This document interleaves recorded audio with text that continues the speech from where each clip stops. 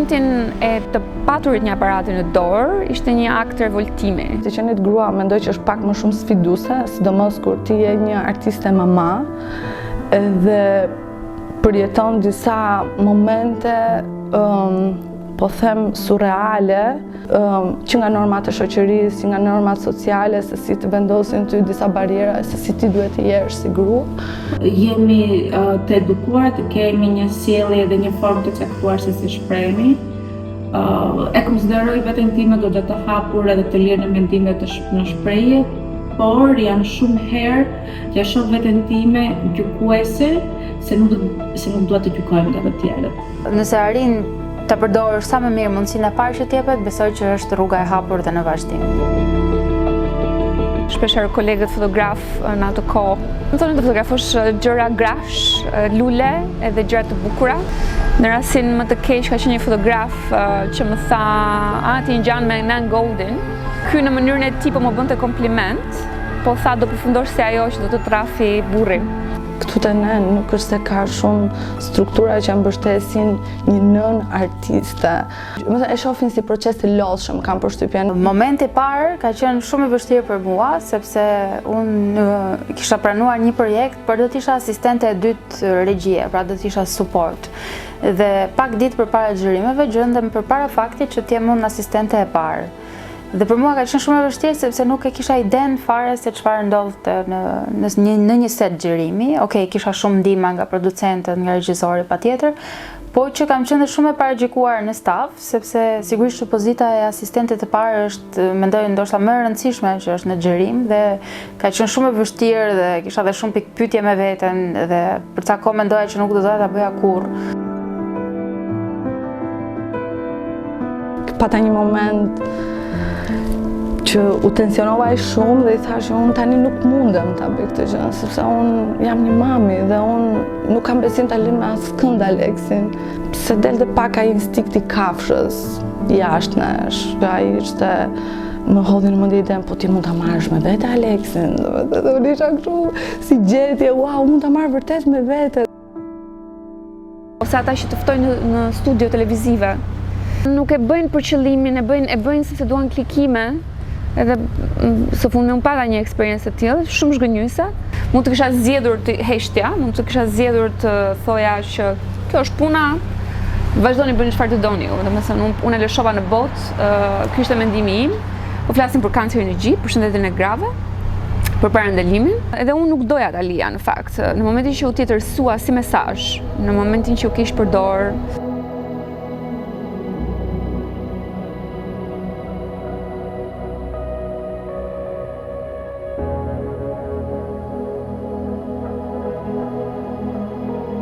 Shqipëria është një treg shumë i vogël, ende shumë e varfër, në të planuarit, të menduarit ndryshe, dhe kjo lloj varfërie ka prekur goxha artistët.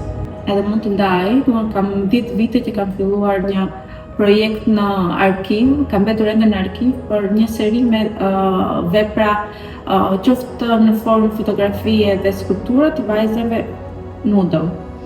Aty pash dy fenomene. Fenomenin e parë që sa të ngurta ishin vajzat me trupin e tyre, sa e thjeshtë është që ata trajtojnë trupin e tyre si një objekt seksual, po jo si një veprardhje, si një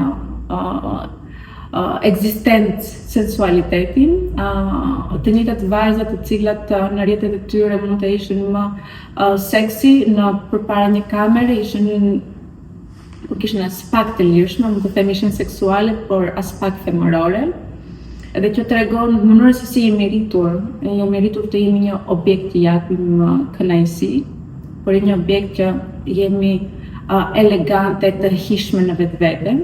Por sa herë rikthehem asaj kartele me ato foto, pikërisht më vjen në pikpyetje mënyrën se si edhe unë do shifem. Nëse unë do ekspozoj. Nëse do ekspozoj në basi 10 vitesh, pritshmëritë ndaj meje do jenë totalisht ndryshe se sa ta ekspozoj sot.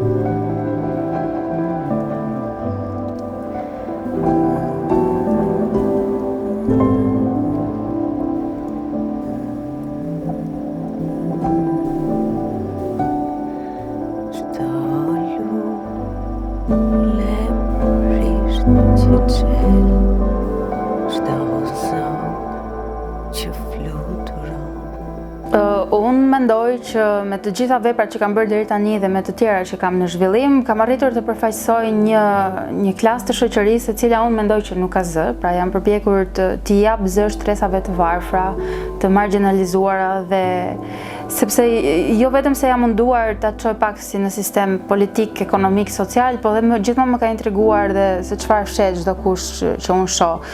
Të qenurit artist është që të shprehësh ato që vërtet ty të trazojnë shpirtin në atë moment të jetës tënde.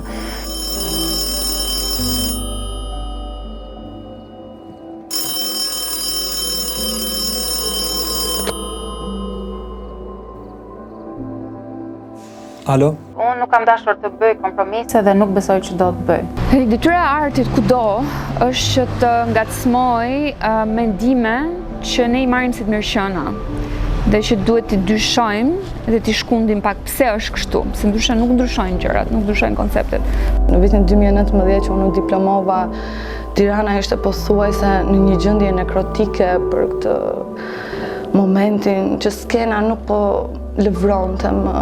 Artistët dukeshin sikur e kishin humbur pak atë shpresën edhe ndjej sikur kjo gjë që kishim harxuar kaq shumë kohë dhe mund, ky shkollim tani duke sikur nuk të sillte asnjë mundësi reale minimalisht për të jetuar dhe për të plotësuar ato nevojat utilitare të tuat. Këtu duhet një lloj riedukimi të vajzave.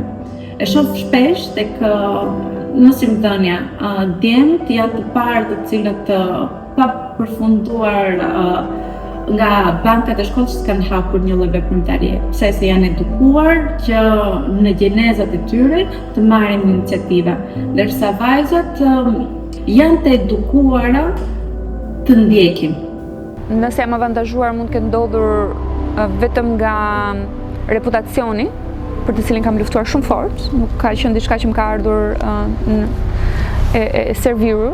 Njerëzit që zgjedhin gjithmonë aty mbasti nuk i njeh, janë një post-production të cilët operojnë në mënyrë intime sigurisht dhe ato vendosin për projekte të ndryshme që personalisht mendoj që nuk është gjithmonë, nuk ka gjithmonë meritokraci. Kjo vjen edhe pak si pasojë sepse gjeneratat e vjetra deri diku e kanë pak të vështirë që të hapin rrugë për gjeneratat e reja.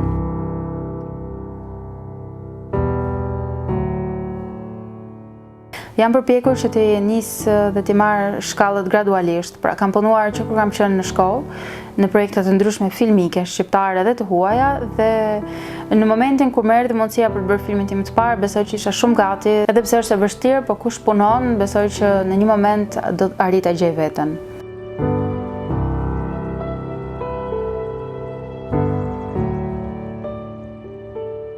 Numri i të rinjve të cilët aplikojnë në fushën jo industrive kreative të artit, vjen duke ulur.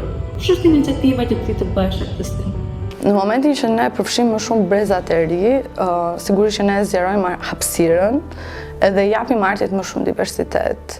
Kjo gjë shpresoj dhe besoj që njerë të shkojnë në një veshje dëgjon dhe të besoj tek të rinjt edhe të jap mundësi që ata të shprehin veten e tyre. Për mua është një luftë që po e bëj edhe me kolektivin tim, quhet Prague Space Collective.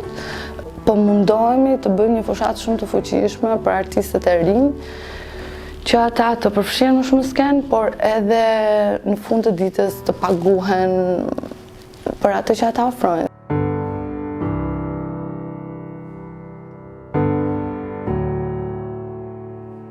Të paturit fonde për të realizuar shumë e vështirë, pra është në kushte mbijetese. Nuk është e menduar, pra është si një koncept i huaj që pagesa artistit, më pse duhet pagesa artistit, tipo të del emri diku. Të qenurit artistit mos në mjekëdisin që jetën ne është sfiduese dhe më bezdis fakti që merret si stereotip që artistët nuk duhet të paguajnë.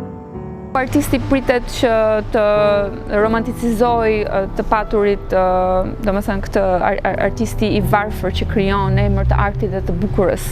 Duke që ne jemi njerëz me fatura për të paguar gjithashtu. Këto gjykimet dhe stereotipet që artistët duhet të vuajnë janë shumë njësore. Konkurenca është gjë shumë pozitive në momentin që të gjithë marrin pjesë nga jo.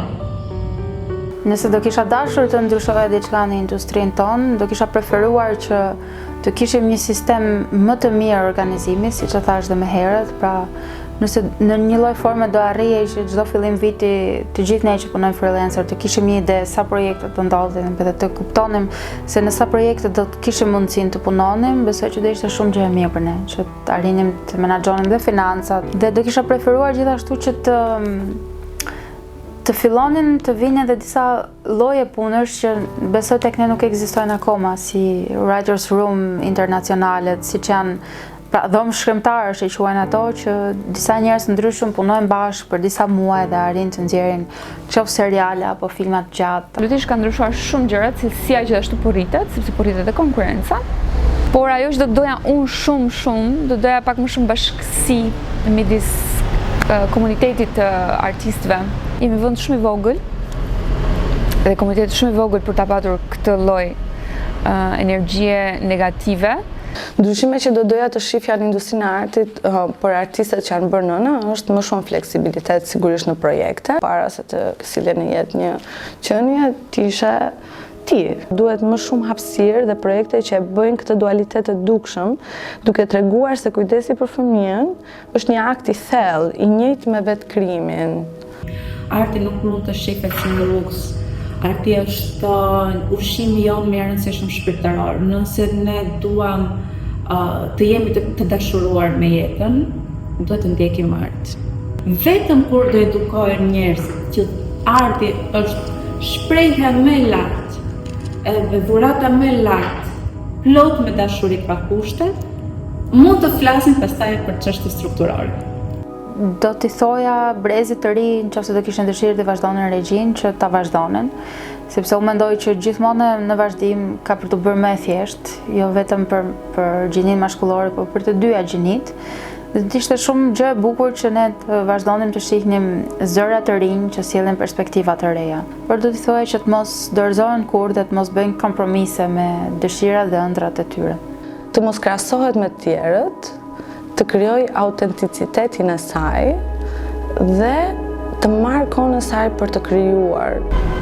Çdo krijues ose çdo dikush që është në fillimet e veta të ketë më shumë besim tek vetja pa pritur miratim.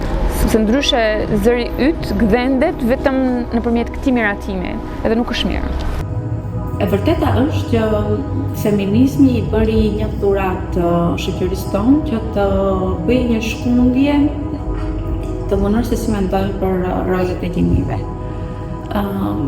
Edhe ishte shumë e nevojshme një rrymë shumë e fortë feministe. Po nga ana tjetër, siç na ka bërë një dhuratë, na ka bërë edhe një lloj dëmi shumë të madh se na ka bërë jashtëzakonisht shumë agresive. Je shumë e mirë, je mirë me njerëzit, se bota është një fshat i vogël. Dhe krijo, dhe vazhdo krijo. Me besim tek vetja. Gjithmonë puna është një dëshmi e kohës që ngelet aty, pavarësisht njerëzve që do donin t'i bënin hije apo t'a fshihnin atë. Ajo është një dëshmi e pashmangshme e kohës që askush nuk mundet t'a pengoj edhe ajo gjithmonë do depërtoj aty jashtë.